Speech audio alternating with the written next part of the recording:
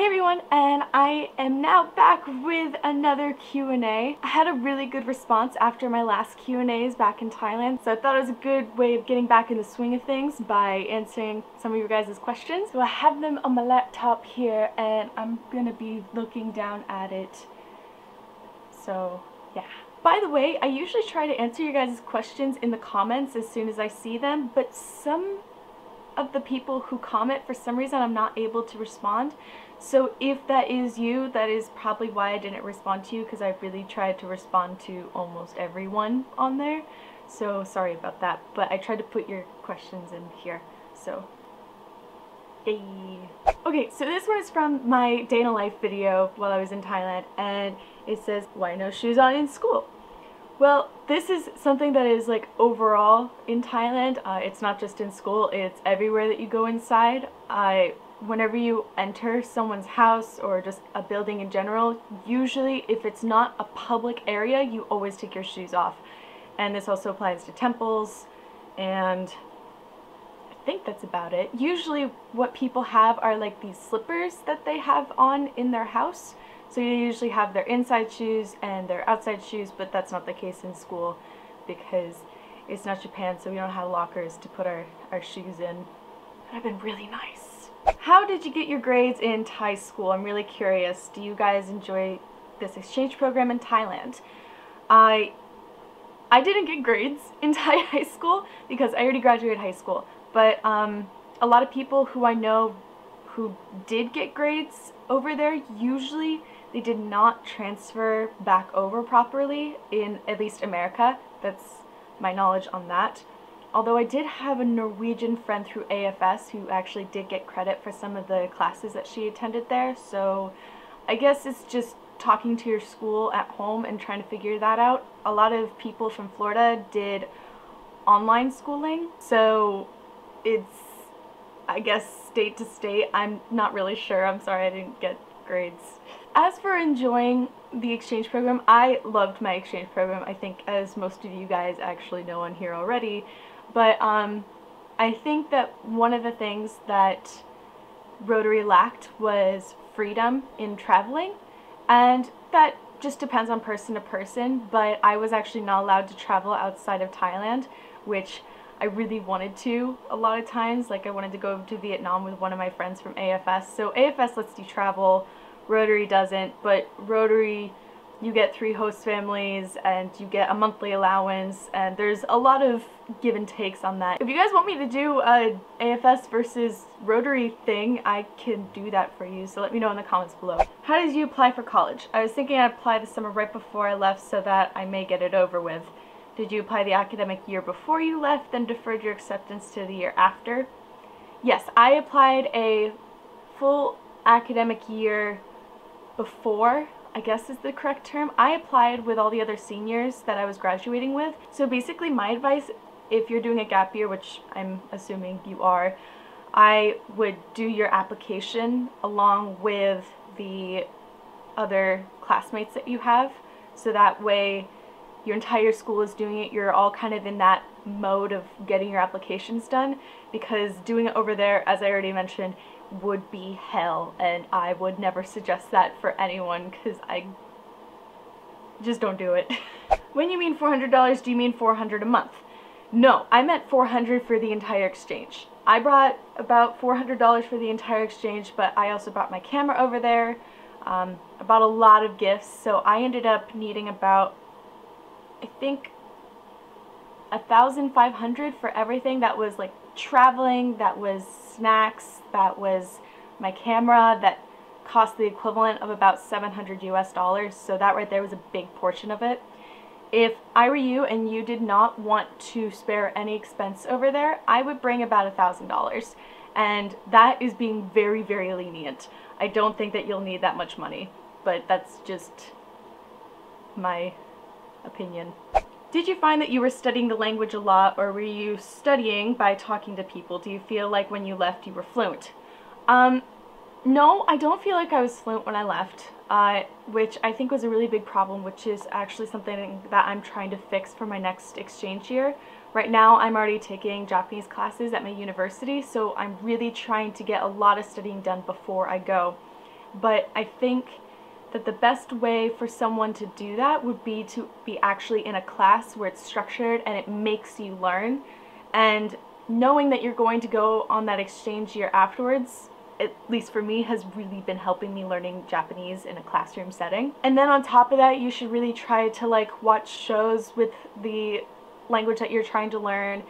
You should try to reach out to people that you might know who know that language, or maybe know people who are from that country that you're going to. Basically, I'm just watching anime and talking to Japanese people and hoping they'll be my friends. As for studying while I was in Thailand, I think that the most of my studying had to do with immersion.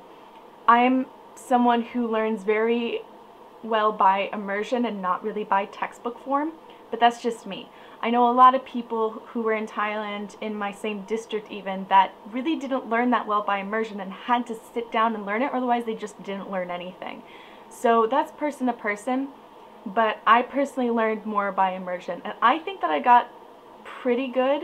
I think that if I had studied before I left, I would have been fluent by the time that I left, because the day before I left, I had gone around Bangkok with one of my really good friends, Effie, and my 2 exchange student friends, Melanie and Allison, and we decided we were going to speak Thai all day because we wanted to see how good our Thai had gotten. And we spent the entire day just speaking in Thai, and we were really good friends with each other, so we weren't just talking about, let's go to the bathroom, let's have this to eat. It was actually more of in-depth stuff, and I felt like I was finally starting to get to that point that I could communicate all of that very properly, and then I left. So I think that if I had had a couple more months there, I would have been able to call myself fluent, but again, it depends on person to person. Some people say that they are fluent in a language when they go on exchange after 2 months, and I definitely was not at that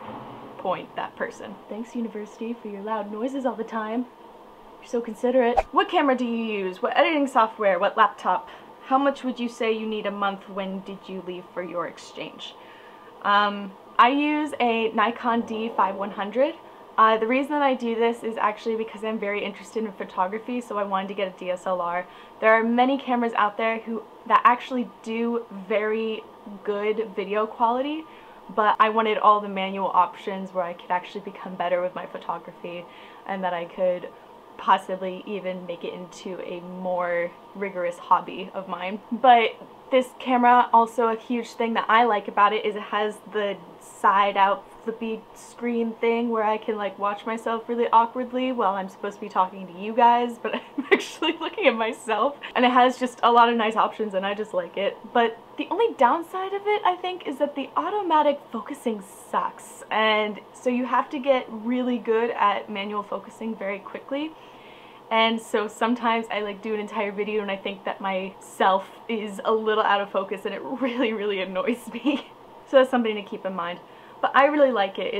It's a really nice camera. Editing software, I use Final Cut Pro X, like a lot of other people do on YouTube. Don't tell anyone this, but I downloaded it illegally. Torrenting. For how much you would need a month, that really depends on what you're doing in that month. There tends to be certain months where you do absolutely nothing, and I could go the entire month with only on my weekly and monthly allowance, even less than that. If you're going traveling though, that's obviously a lot different. You're going to be going in hotels and stuff, and that's expensive, so it really just depends. If I were to average it, I would say 30 USD or 1,000 baht a month was more than enough money for me, unless I was traveling and Stop with the noises! I left for my exchange in August, and I came back middle of June.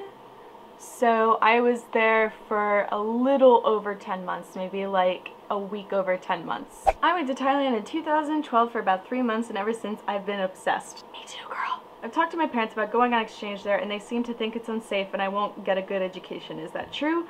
Also, how is it being away for a year? I'd like to do the year program as well. As for thinking it's unsafe, that is almost anywhere that you go, parents are going to think that, but I never felt more safe in my life than when I was in Thailand, and some people might call me stupid for that, but I never felt like I was unsafe there. As for education, I think all you need to do is look at my day in the life video, and that shows you a pretty good example of how the high school runs. I don't know that much about college. I mean, tons of Thai people get their education through schools there.